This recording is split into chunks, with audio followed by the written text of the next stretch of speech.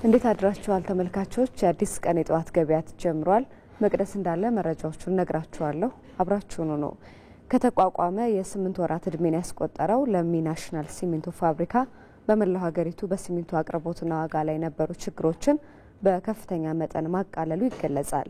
በቀን 150 ሺህ ኩንታል ሲሚንቶ የሚያመርተው ፋብሪካው በሺዎች ለሚቆጠሩ ዜጎችም የስራ ዕድል ፈጥሯል።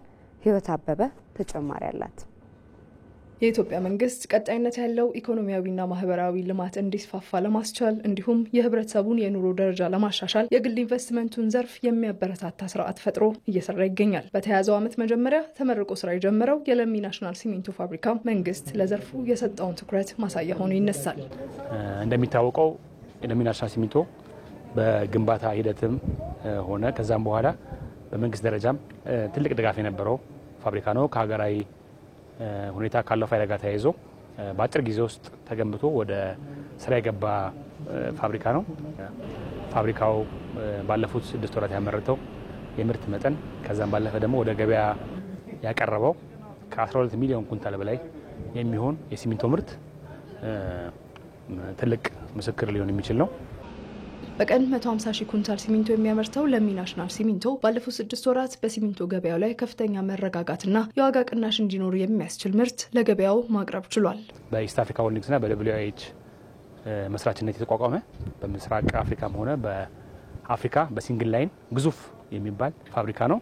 እንደ ኢስት አፍሪካ ናሽናል ዲስትሪቢዩሽን ባሉ ተቋማት በመጠቀም ከዛም አልፎ ናሽናል ትራንስፖርት ከሚሰኙት ኩባንያ ጋር ተቀናጅቶ የትራንስፖርት ፋሲሊቲን በመጨመር ቫልዩ አድ በማድረግ በመላ ሀገሪቱ እያሰራጨ የአገሪቷ ላይ ያለውን የሲሚንቶ አለመረጋጋት በከፍተኛ ሁኔታ የቀረፈ እና የሲሚንቶ እጥረቱን ያረገበ የዋጋ መረጋጋትን የፈጠረ ትልቅ ፋብሪካ ነው። ፋብሪካው በሲሚንቶ ምርት በምርት ስርጭትና መሰል ሰንሰለቶች የአካባቢው ነዋሪዎችን ጨምሮ በሺህ ለሚቆጠሩ ዜጎች የስራ ዕድል መፍጠር የቻለ መሆኑም ይነሳል።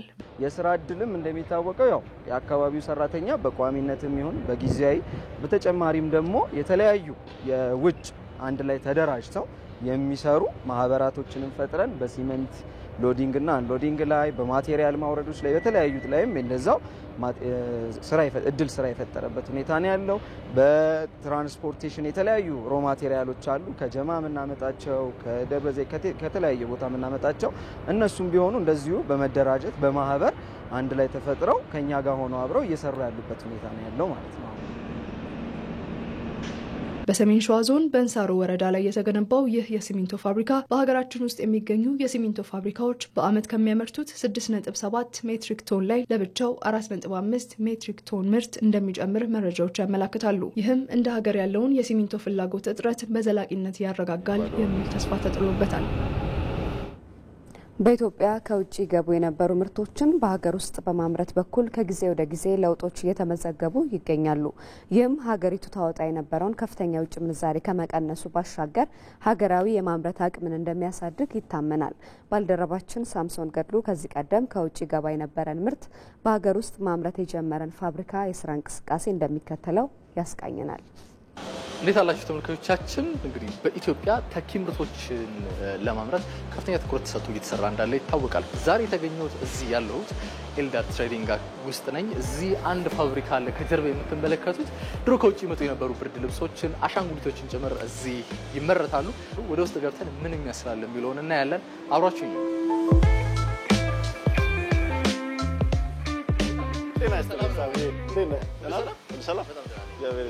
እንኳን ደህና መጣ። እዚህ ጋር ጨርቅ የምንቆርጥበት ፓርት ነው። ሜዠር ይደረግና በሁለት ማሽኖች ጨርቆቹን እንቆርጣለን።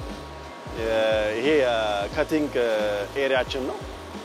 ይሄኛው ከሃይላንድ ወደ ጥጥነት የተቀየረው ፋይበር እዚህ ጋር ይጀምራል ማለት ነው። እነዚህ ባሮች ምንድነው ስራቸው? ጥጡን በጣም ሶፍት እያደረጉ መሄድ ነው። ስለዚህ በጣም ብዙ እንትኖች ናቸው ያሉት፣ ብዙ መዳመጫዎች ናቸው ያሉት። እየዳመጠው ሞር ሶፍት እያደረገው ይሄዳል ማለት ነው። ይሄ ሁለተኛው ስቴፕ ነው። እዚህ ጋር ሲመጣ ቅድም ያየው ሃይላንድ ኦልሬዲ ፖሊስተር ፋይበር ነው። ስለዚህ በጣም ስስ ነው። ኦልሬዲ እዚህ ጋር ጥጦ ነው።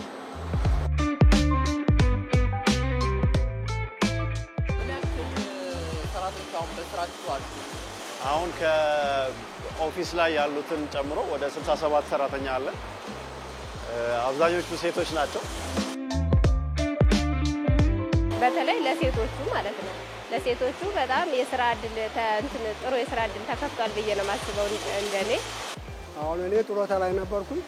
ከጡረታ ላይ ነው አሁን ይኸው እዚህ መጥቼ እየሰራሁ ያለሁ እና ቤተሰቤንም እንትን እያልኩኝ ነው እየደጎምኩኝ ነው በዚህ ስራ።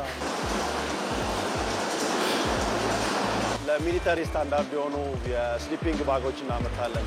የክረምት ጃኬቶች አሁን ቅርብ ጊዜ እንጀምራለን፣ ክረምቱ እየመጣ ስለሆነ። በደንብ ውስጡ ፋይበር ነው። ይሄ አሁን አንተ ለበስከው ይሄ ነው ውስጡ ያለው። ስለዚህ እነሱ እንጀምራለን።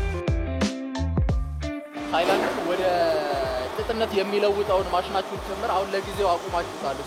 ምክንያቱ ምንድነው? እሱ ንገረኝ። እዚህ ጋር ያለው ማሽን ፋይበሩን ሲሰራው ወደዛ ነው የሚወረውረውና እንዲቀዘቅዝ በደንብ 100 200 150 ሜትር አካባቢ ይፈልጋል፣ ርቀት ይፈልጋል።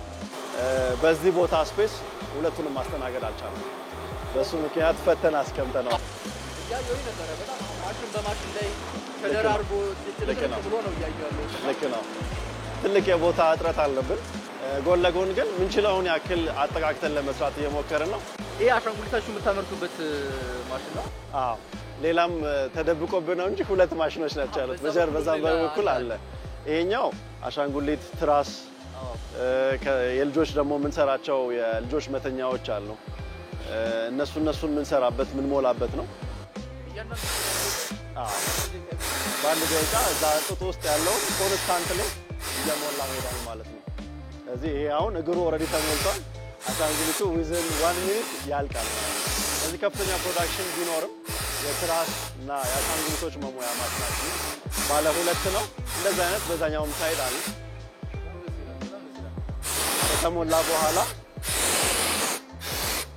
ከተሞላ በኋላ ትራሱ እንደዚህ ነው። ቆንጆ ነው።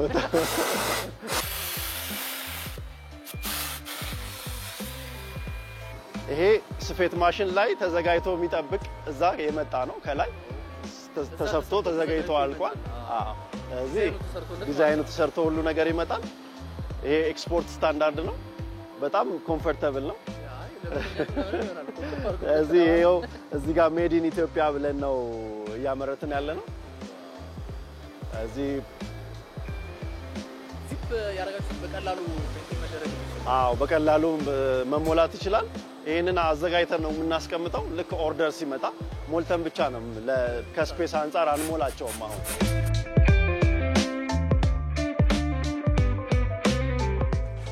ማሽነሪዎቹ ላይ ነው አሁን እቃ ራሱ እያስቀመጥን ያለ ነው። ምክንያቱም ከቦታው ጥበት የተነሳ ቦታው አቬሌብል ቢሆን እና የተመቻቸ ቢሆን አሁን ባለን ካፓሲቲ በቀን ከ2800 ፒስ በላይ ማምረት እንችላለን። አሁን ከረንትሊ ግን በቀን ከ500 እና ከ600 ፒስ በላይ መዝለል አልቻለም እና ይሄ ለሀገር የሚጠቅም እንዳልኩ ቅድም ስሊፒንግ ባጎች፣ ጃኬቶች ነው የሚያመርቱት እና ሁሉንም ፕሮዳክቶች ብናመርትበት ለሀገር መጥቀም የሚችል ፋብሪካ ነው ያደራጀ ነው።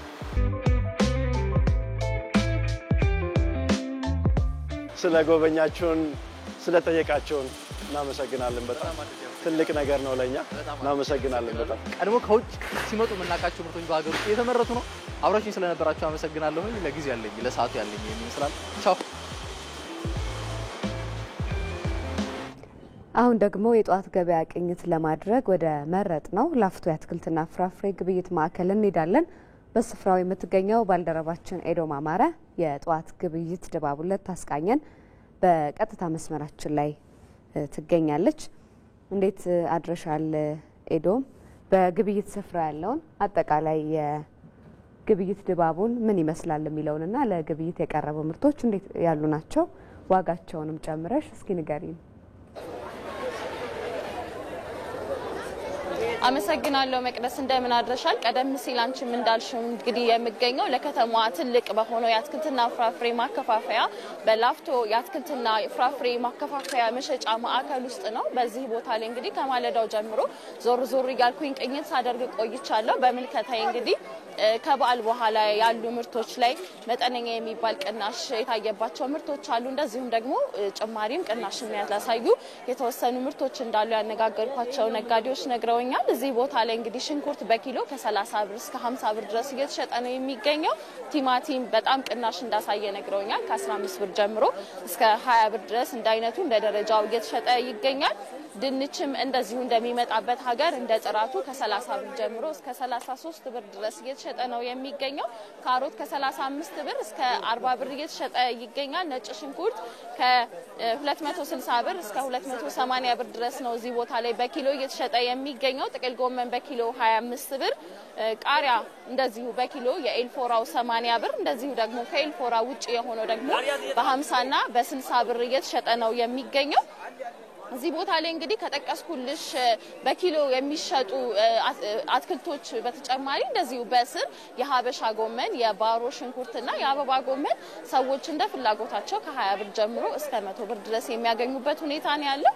እዚህ ቦታ ላይ ሌላኛው የሚሸጠው ፍራፍሬ ነው። ፍራፍሬ አቮካዶ በኪሎ ከ35 ብር ጀምሮ እንዳይነቱ እንደ ሀገሩ እስከ 50 ብር ድረስ እየተሸጠ ነው የሚገኘው። ፓፓያ በኪሎ 40 ብር፣ ማንጎ በኪሎ እንደዚሁ የሀገር ውስጡ 40 ብር፣ ሀባብ በኪሎ 35 ብር እየተሸጠ ይገኛል። እንዲሁ በፍራፍሬ ምርቶች ላይ ምንም አይነት ጭማሪ እንዳላሳየ ያነጋገርኳቸው ነጋዴዎች ነግረውኛል። በምልከታዬ እንግዲህ ሰዎች የሚፈልጉትን አይነት አትክልትና ፍራፍሬ በሚፈልጉት ልክ ሸምተው ሲወጡም ተመልክቻለሁ። በማለዳው በቀጥታ ከላፍቶ አትክልትና ፍራፍሬ የነበረኝ የገበያ መረጃ ይሄንን ይመስላል። መቅደስ ኤዶም ላደረሽን የግብይት መረጃ እናመሰግናለን። መልካም ቀን ይሁንልሽ።